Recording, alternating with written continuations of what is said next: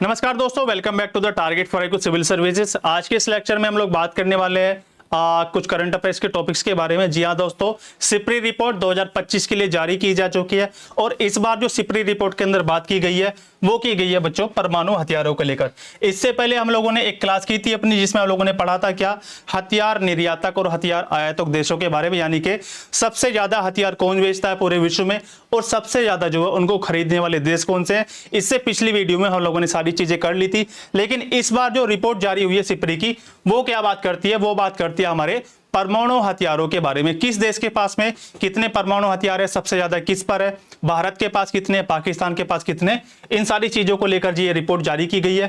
ये जो रिपोर्ट है 2025 के लिए, इसमें दर्शाया गया भारत की स्थिति को लेकर। तो देखो 172 जो परमाणु बम है ये थे भारत के पास 2024 में। भारत के पास 2024 में जो है 172 परमाणु बम थे, जिनकी संख्या अब 2025 में बढ़कर इस रिपोर्ट के अनुसार कितनी हो चुकी है, वो हो चुकी है 180। ये आप लोग याद रखोगे। तो रिपोर्ट का टोटल मिला के यही है। बस अब जल्दी से देख लेते हैं फटाफट से। सिप्री रिपोर्ट 2025, इसको जारी कौन करता है, एक संस्था है जिसका नाम है सिप्री। फुल फॉर्म इंपोर्टेंट है, Stockholm International Peace Research Institute यानी कि सिप्री इसको जारी करता है। ये जो रिपोर्ट है आप लोगों की, ये आपका अंतरराष्ट्रीय सुरक्षा, शस्त्रीकरण, निशस्त्रीकरण और आप लोगों का वैश्विक स्थिरता से संबंधित है। यानी कि टोटल मिला के अगर मैं बात करूं आप लोगों से, तो इंटरनेशनल सिक्योरिटी से रिलेटेड पूरी की पूरी रिपोर्ट है। मुख्य रूप से किसकी बात करती है ये रिपोर्ट, वैश्विक परमाणु हथियारों की स्थिति, किस देश के पास में कितने परमाणु बम है, सैन्य खर्च पूरे विश्व में जो है 2024 में जो है पूरे विश्व की सेनाओं पर जो है कितना खर्चा किया गया सैन्य मामलों में, और 2025 में कितना खर्चा किया गया। हथियार व्यापार और सशस्त्र संघर्ष, ठीक है, हथियार व्यापार मैंने अभी आपको बताया कौन सा देश जो है सबसे ज्यादा हथियार बेचता है और कौन सा देश जो है सबसे ज्यादा हथियारों की खरीदारी करता है। तो देखो सबसे पहले जो लिस्ट है हमारे सामने, वो है आप लोगों का परमाणु बम को लेकर। सबसे ज्यादा जो परमाणु बम है इस रिपोर्ट के अनुसार, सबसे ज्यादा परमाणु बम वाला देश है वो है आप लोगों का अमेरिका हो जाएगा। दूसरे नंबर पर आता है आप लोगों का रशिया। 3 नंबर पर है आप लोगों का यूनाइटेड किंगडम यूके हो जाएगा।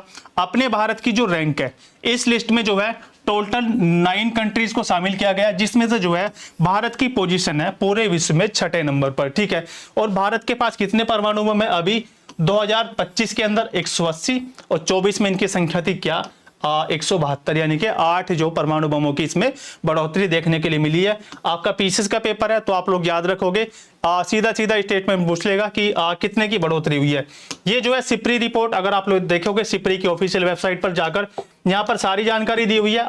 यूएसए के बारे में भी कौन कौन से कंट्रीज है आप लोगों के, अमेरिका, रशिया, यूके, फ्रांस, इसके बाद चाइना 5, भारत 6, पाकिस्तान की पोजीशन 7वीं, उसके बाद 8 नंबर पे नॉर्थ कोरिया, और इसके बाद आप लोगों का 9th नंबर पर हो जाता है इजराइल। ये जो अमेरिका की स्थिति है देखो, इन्होंने कितना संग्रह करके रखा हुआ है, लगभग 2025 में यहां पर दिखा रखा 1930, और इन्होंने जितने तैनात किए हुए हैं वो है आप लोगों के 1770 बम। इसकी वैसे जरूरत नहीं है, बस आप लोग इस क्रम को याद रखना, सीधा सीधा आप लोगों से पूछा जा सकता है कितने कंट्री शामिल है।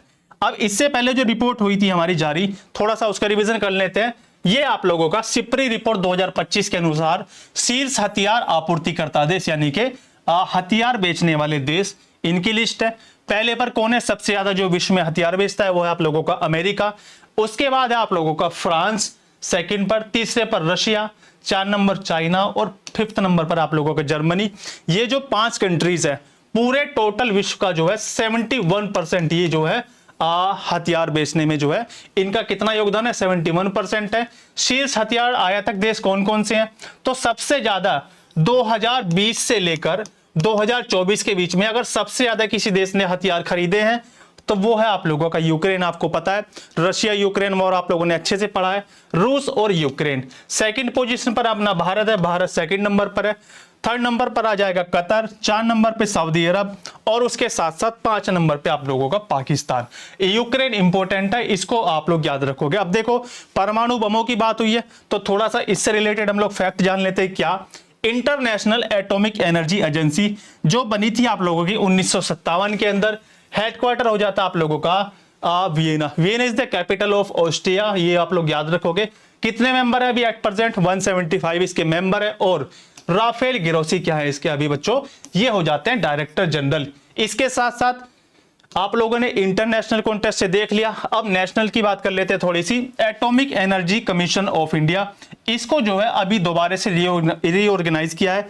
स्थापना होती है 1948 के अंदर। हेडक्वार्टर हो जाएगा इसका जो है मुंबई महाराष्ट्र के अंदर। अभी एट प्रेजेंट में क्या है, इसके जो अभी चेयरपर्सन है वो हो जाते हैं कौन, अजीत कुमार मोहंती।